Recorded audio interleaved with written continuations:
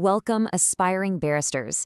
Today, we are going to get into something you absolutely 100% have to master for your exams and honestly, for your first day in practice. We're talking about the pre-application procedure in Chapter 11, Part 8 of the UCPR. So, let's set the scene. You found a problem with the other side's pleading, or maybe you need an order for disclosure. You're all fired up, ready to draft that killer application and get in front of a judge. But wait, just hold on. Before you even think about opening a new Word document, there's a mandatory first step you absolutely cannot afford to skip. You've got to think of these rules as the gatekeepers to the court. Seriously, you can't just barge in. You have to follow a very specific procedure that's designed to try and sort out the issue before you ever have to bother a judge. Getting this right is fundamental, so let's dive in and break down exactly how it all works. Okay, we're going to walk through this just like it happens in the real world. First, we'll cover why these rules exist. Then, we'll get into the nitty-gritty of the applicant's letter under Rule 444. After that, we'll look at the respondent's reply under Rule 445, the steps to finally file your application under Rule 447, and, this is the juicy part, what happens when it all goes wrong, which is covered in Rule 448. So, why does this gatekeeper even exist, right? Why can't we just file our applications and get on with it? Well, it all comes back to the core philosophy of the UCPR, the spirit of the rules, which is all spelled out in Rule 5, the just and expeditious resolution of issues at a minimum of expense. And look, this isn't just some bureaucratic hoop jumping. As the Court of Appeal made really clear in the key case of Meredith versus Palmcam, the whole point of this pre-application dance is to give the other side a clear warning shot. It's a chance for them to fix the problem without ever having to go to court. And that saves everyone time, it saves the client a ton of money, and it keeps the courts free to deal with the stuff that's genuinely in dispute. All right, let's get practical. Let's talk about the very first thing you, as the applicant's counsel, have to do. You need to draft the letter under Rule 444. Think of this as your ticket to the courthouse. And believe me, you have to get it right. Okay, for your exams, you need to have these 6 points from Rule 444, Subrule 1, burned into your brain. Let's run through them. 1. State the complaint clearly, no ambiguity. 2. Give a brief factual context. 3. Specify the exact relief you want from the court. 4. Explain why you're entitled to it. 5. You have to give the respondent a deadline to reply, and it must be at least 3 business days. And number 6, and this is the one everyone forgets, you have to explicitly state that the letter is written under this part, Chapter 11, Part 8. If you miss just one of these, your letter is non-compliant. Game over, start again. Now, beyond just what's in the letter, Rule 444 also tells you how to deliver it. Subrule 2 says you can just send it by post or fax, no need for formal service, which is handy. But under Subrule 3, you've got to send a copy to anyone you would normally have to serve with the actual application. Then Subrule 4 requires you to list, in the letter itself, who you sent copies to. And just remember, there's a practical little escape hatch in Subrule 5 if copying everyone would cause undue delay or prejudice. So why are we obsessing over all these little details? Because getting this right has real teeth. It's not just about procedure. In the case of Leonard's Promitabasti Limited v. Gao, the applicant sent a picture-perfect Rule 444 letter. It was crystal clear, it laid out the issues, it explained why they wanted the relief. The respondent just ignored it, forcing them to file an application. Well, because the applicant had followed the rules so perfectly, the court didn't just give them their application, it awarded indemnity costs. It was a clear punishment for the respondent ignoring the letter and wasting everyone's time. Okay, let's flip the script. What if you're on the receiving end of one of these Rule 444 letters? Your obligations are laid out in Rule 445, and you have to act fast, within the time frame the applicant gave you.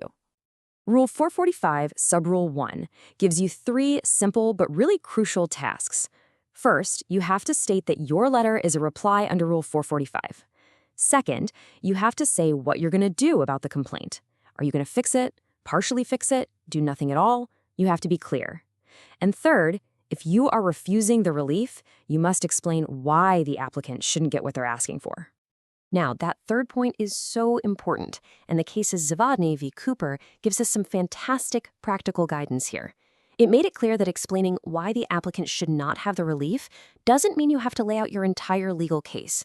Under Rule 445, Subrule 1, Paragraph C, you just need to state your position. So, for example, you could say, "We will not produce the document because it's subject to legal professional privilege." You see, it does not require you to set out your full skeleton argument with all your case law. Just the explanation, not the full submission. So a good way to think of it is like this. Rule 444 is the formal call, and Rule 445 is the formal response. The applicant sets out the whole complaint and exactly what they want, and the respondent has to reply directly to that complaint. The whole exchange is designed to crystallize the dispute before a single court document is ever filed. It's quite elegant, really.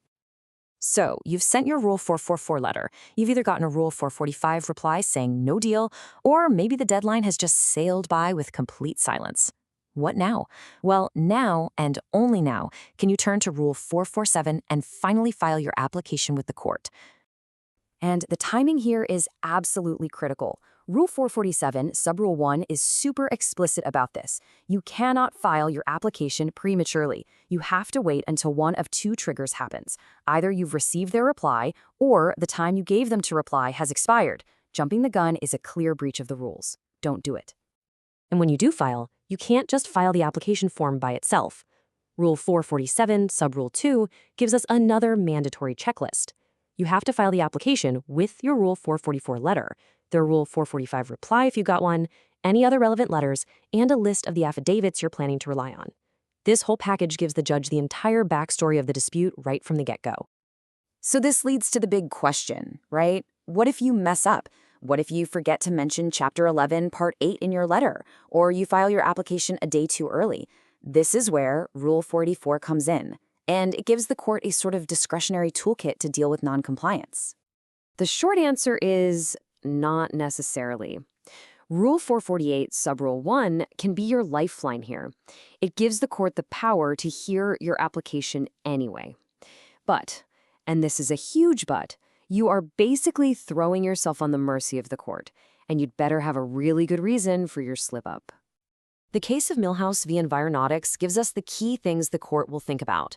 The judge is going to ask, did your failure to comply actually frustrate the whole purpose of Rule 444?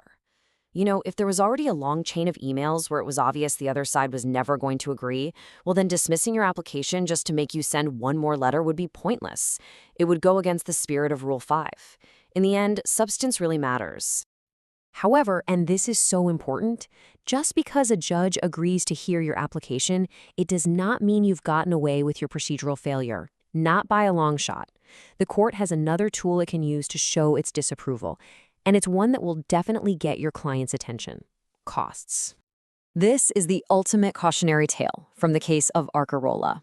Here, the applicant failed to comply with Rule 444, but they went on to win the application on its merits. So they should have gotten a costs order in their favor, right? Wrong. The court, to mark its serious disapproval of the procedural breach, denied them their costs entirely. They won the battle, but they lost the financial war. It's just a stark, powerful reminder of how seriously the courts take these rules. So, let's wrap this up. What are the absolute essentials for your exam and your first day in chambers? First, this whole procedure is a mandatory gatekeeper. It is not optional. Second, know those 6 elements of a Rule 444, Subrule 1, letter, by heart. Third, remember under Rule 445, a respondent just needs to state their position, not their whole legal argument. And finally, never, ever forget the lesson of Arcarola. Being sloppy with procedure can kill your cost claim, even if you win the case.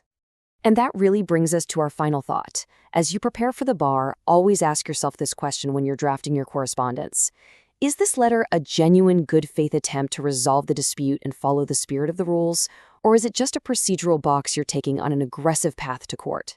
Trust me, the court can always tell the difference. And as we've seen today, that difference has very, very real consequences.